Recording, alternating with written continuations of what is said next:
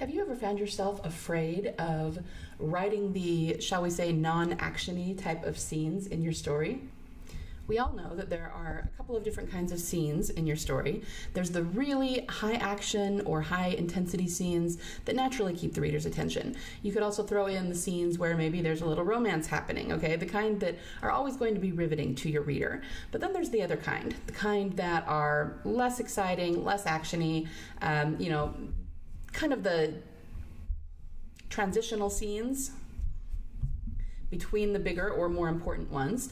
And maybe you find yourself afraid of writing those because you're afraid you're not going to be able to keep the reader's attention during those scenes. They're just not as exciting. Some things are just not as interesting, but the scenes are still necessary to the story.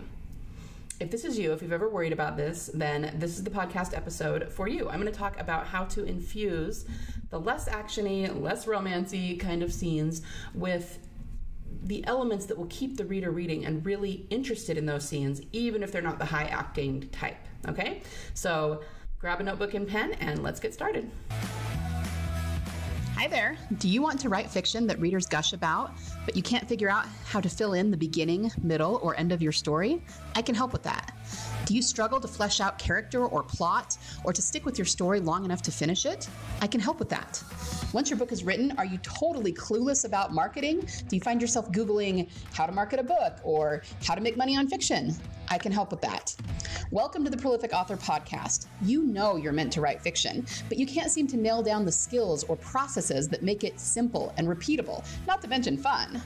So you wait around for the muse to show up, try to force your story into a template or outline, or take months, if not years, to discover your story. Plot twist, there's a better way. Hi, I'm Liesl, USA Today bestselling author, story psychologist, writing craft geek, Christian, and story clarity coach. After 10 years of trying to master fiction using the old industry standard writing advice, I still felt lost. I finally learned what fictional storytelling and the human template are really about: humanity, emotional connection, and serving our readers by giving them relief through vicarious experience.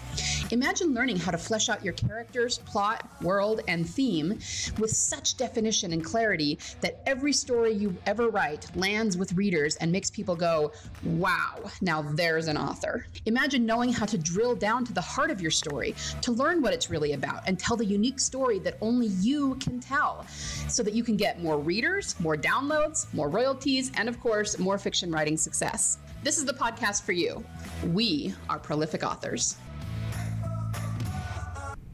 Welcome back, aspiring fiction authors. So here's the thing.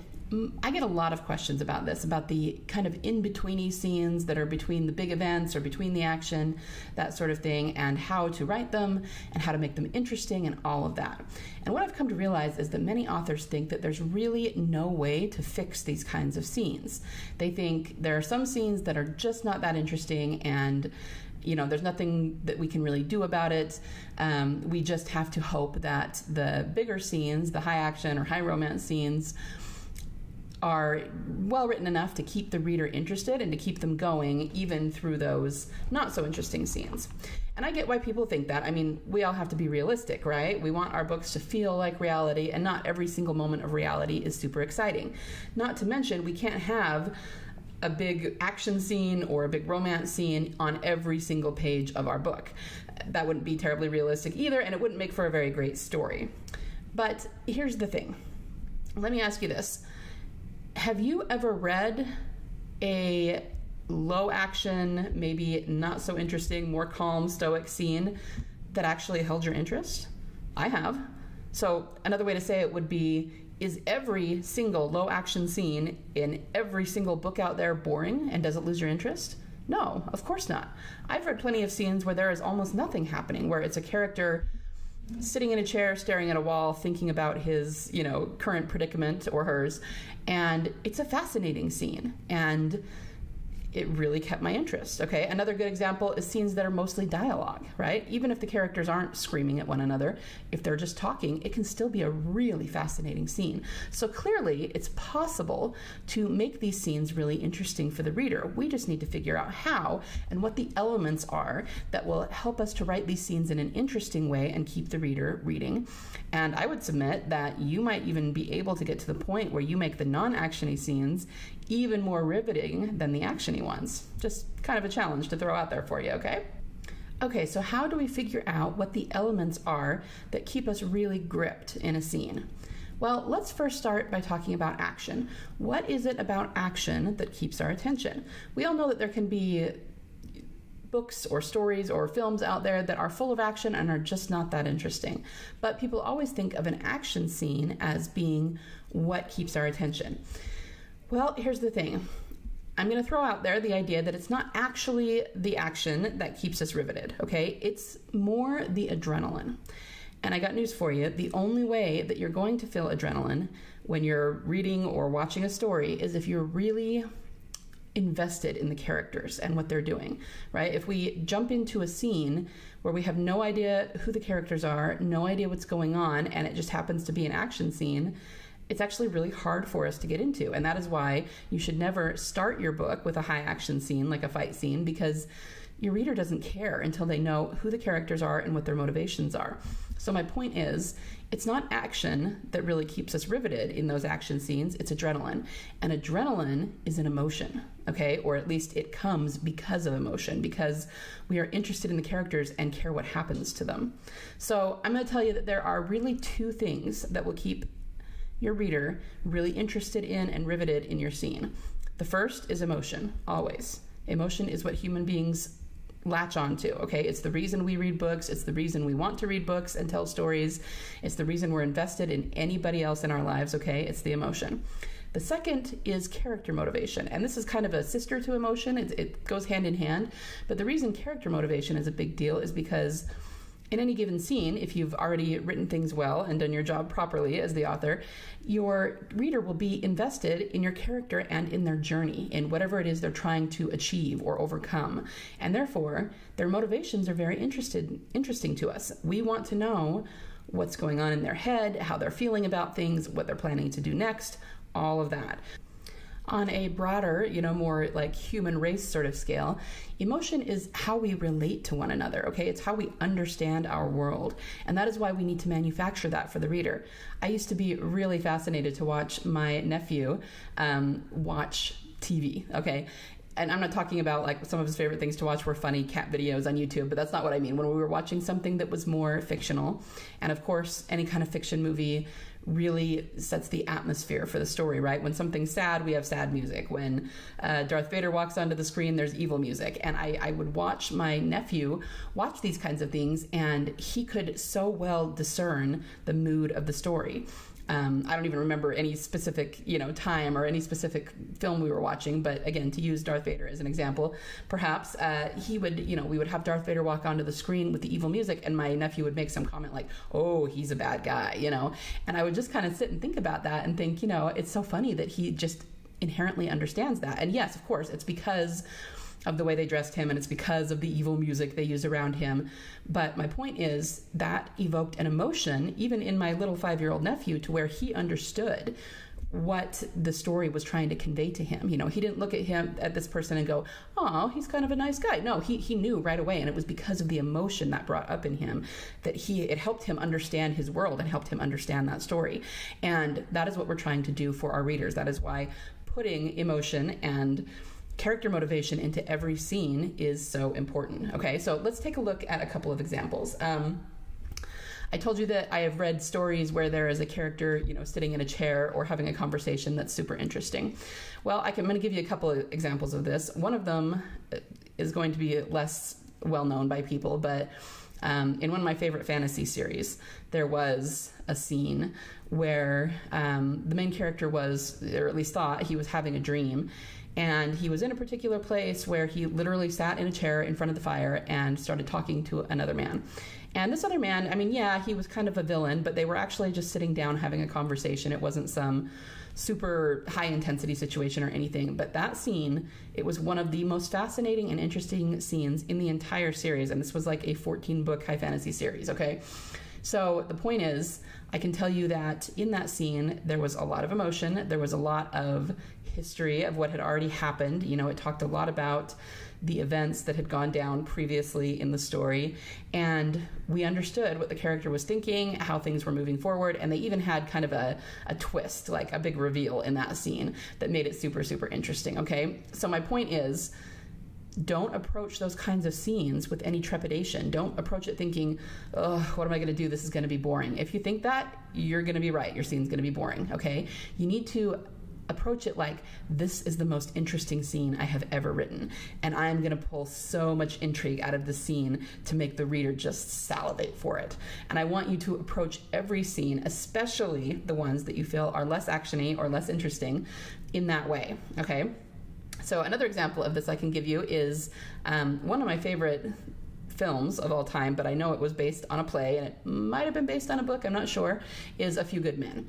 Now, this is one of those scenes, or one of those shows where there's just a lot of dialogue and not a lot of action. It's a courtroom scene, so we get a lot of just people talking back and forth in a courtroom drama sort of way. And yes, there's a lot of drama, and yes, it's a fascinating story, but the point is, and because it was based on a play, that's why there's so much dialogue. Plays are all about what people say, right? But every single scene in that movie is actually pretty interesting. And yeah, you got to pay attention to the dialogue. If you're not paying attention, then you don't know what's going on. But the point is, they could make that really interesting even without all the high action. You just have to be willing to pay attention to the dialogue. So that's another example of a way in which we don't have Tom Cruise doing his, Mission Impossible stuff or jumping out of airplanes, nothing like that. But it's still a really fascinating movie, and the final scene of that movie, the whole "you can't handle the truth" scene, has become part of our mainstream culture, right? It's one of the biggest movies or stories that that is in our culture that gets quoted. So that's a big deal. And there's not really a high action scene anywhere in that film. Okay, so that should tell you something. Okay, let's talk about an example that's a little closer to home. When I wrote The Botanist, and I know I've referenced this before, I ended up having one of my characters going through land records. Now, the only reason I knew how to do that was because I actually worked in the legal office of a corporation about 10 years ago, and I was just a clerk. I was just doing imaging of documents for them and that sort of thing. It was an extremely boring job, but I did get to look through some of the records, so I was familiar with the kinds of land records that you have. And what I mean is this was a chain that owned a lot of different gas stations and C-stores across the United States. So they had a lot of land records. They had land that they had bought but hadn't actually built anything on yet. So I would go through these sort of real estate records, I guess that's what they were, and I would see like the land surveys and of course the transactional sort of thing. So I was just kind of familiar with that. And let me tell you guys, looking through land records is probably one of the most boring things you could possibly think of. There were certain things I found interesting, and the things that I actually liked were court cases when somebody tried to sue the company and the company fought back, and those were kind of interesting to look through. But looking through land surveys all day, it's just not that interesting, right? And The Botanist, my book The Botanist, is actually a murder mystery, right? So it needs to be super interesting. It needs to be intriguing and mysterious and keeping the reader's attention. So you might ask why I decided to put something like land records, somebody looking through land records, into the story. Well, I knew going in that it could be boring, and I had to really guard against that. But all I did was make it so that it was really intriguing, so that it's one of those things, every single thing that's in the story, every single scene needs to be really, really relevant. So I didn't have this character who was a PI looking through pages and pages of both of the story and of the records and not finding anything. Every single chapter he would find something that was intriguing and go, that's interesting. We didn't know that. So this person lived on the land from this time to this time. I wonder what happened to that guy. And he kind of went back, and it was almost like going back through the history of the villain, if you will, and trying to figure out where he came from and what happened to him. And as long as I did that, and as long as I had the PI character thinking about it, trying to draw conclusions, sort of having motivations and emotions about it, tying it into the case they were working, it wasn't boring. And I've had a lot of people tell me that, like, those were some of their favorite chapters where they couldn't stop turning the pages because they couldn't wait to find out what he would uncover in these records. And once again, guys, land records, boring, okay? But you can make them interesting. That's your job as a writer, okay? So how do we go about doing this then? So this is where you pull out your pen and your notebook if you haven't already, and let's go through some tactical questions you can ask about any scene to make sure that you are putting in the elements that you need to keep the reader really, really riveted on that scene. So basically, I want you to ask yourself a series of questions. The first one is, how can I add emotion to this scene? Now, in order to do this, I'm going to give you kind of some sub-questions to ask. What is the character thinking at this point? What do they think about their situation? What do they think about what's happening to them or what has already happened in the story? How are they feeling about it, right?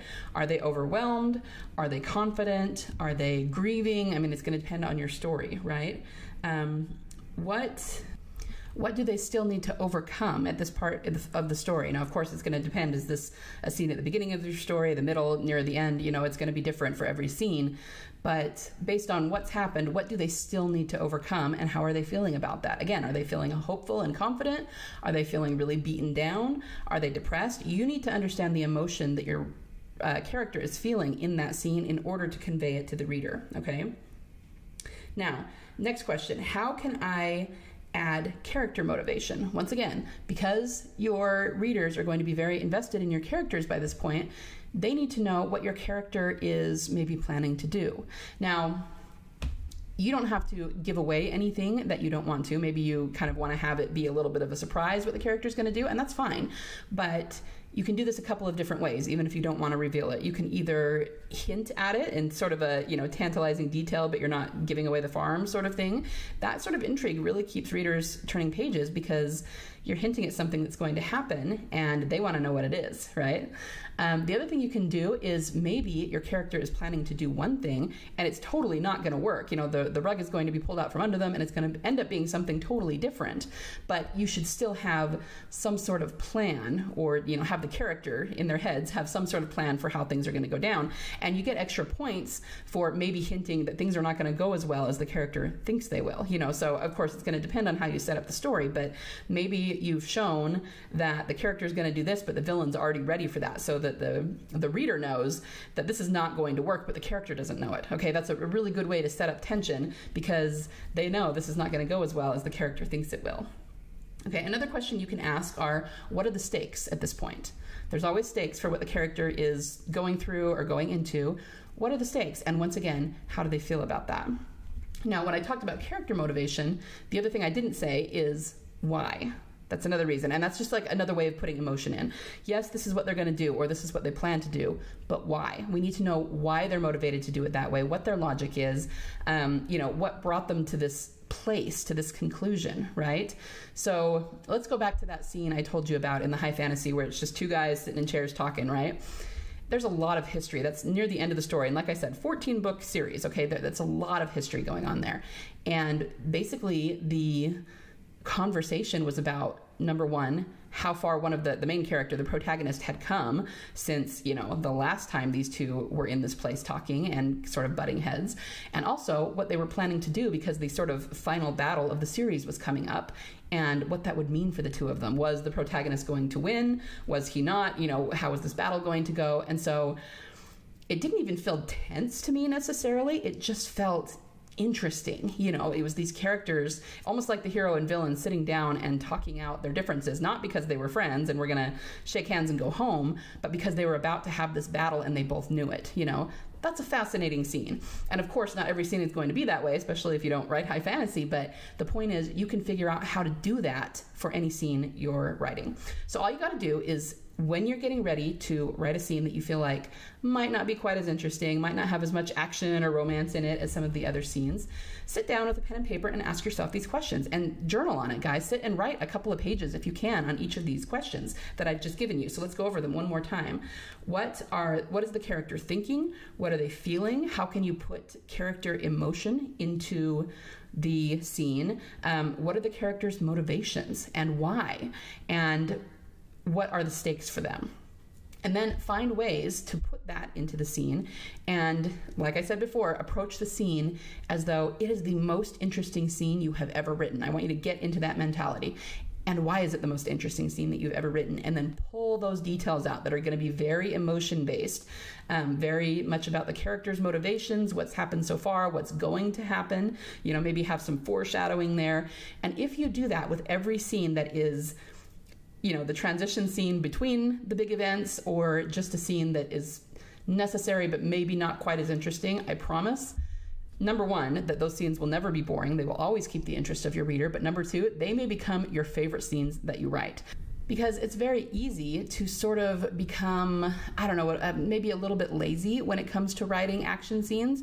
And what I mean by that is just that we know that the action, or perhaps the romance, is going to rivet the reader. So we're not thinking about it too hard. We're just assuming that what's going on in the scene will do the work for us. And that's not to say that they're necessarily easy scenes to write. I know different people struggle with different things, and maybe action is really hard for you to write. But the point is, there may not be as much storycraft brain power going into that scene because you're just focusing on using the action to keep the reader's attention. If you have to write a scene where you can't fall back on the action, or can't fall back on, say, a makeout scene or a sex scene, then you have to work a lot harder. Your author brain has to work a lot harder to make that scene interesting. But if you put these things in, it will be interesting, and those may become your favorite scenes to write just because you have to find the intrigue in them and draw it out for the reader, okay? And guys, bottom line, this can be super fun. I love writing scenes like this. I love challenging myself to write a scene. It's kind of what I did with The Botanist. I knew that I wanted to do the land record thing, and it was sort of a challenge to myself. Okay, this could potentially be the most boring thing I have ever written, but I'm not going to let that happen. This is going to be one of the most interesting aspects of the book, and the feedback I've gotten from readers says that I succeeded at that, and they really, really loved that aspect of the book. In fact, it's probably given them slightly unrealistic expectations of land records, which in reality are quite boring. So anyway, I hope that was helpful to everybody today, because like I said, I've gotten a lot of questions on this, and I think honestly the biggest takeaway you could get is just to not approach these scenes with any kind of trepidation. Like I said, approach them as a challenge, as something that's going to be fun, as something you're going to succeed at, and as something that is going to draw the reader in and grab them hook, line, and sinker, and be one of the most interesting scenes of your entire story, okay? If you do that, you will never go wrong. Now, if you want more help with this, if you want my eyeballs all over your story and to help you figure out these scenes or any other aspect of your story, like the overarching story theme or hashing out your characters, anything like that, make sure to click the link in the show notes, and you can sign up for Master Storyteller Coaching, which I do provide, and I will help you figure out any aspect of your story that you're struggling with so that you can just glide through, figure out your story, and it'll all be smooth and wonderful and beautiful for your readers, okay? All right, that is what I have for you today. Everyone have a wonderful week of writing, scene writing, and storytelling, and I will see you next week. Bye for now. Before you go, if you found value in this episode, can you do me a solid and share it with other authors you think might benefit from it? Remember, the rising tide lifts all boats. Also, if you haven't yet, would you be willing to leave me a review on Apple Podcasts? It's the only way for me to know that you're enjoying the podcast, and it helps Apple recommend it to other authors like you who might benefit from it. Finally, if you haven't already, hop over and join the Prolific Author community on Facebook. Inside, authors network, ask questions, and I often do teaching via Facebook Lives. Thank you so much for listening today. Happy story crafting this week, and remember, there is always a market for awesome.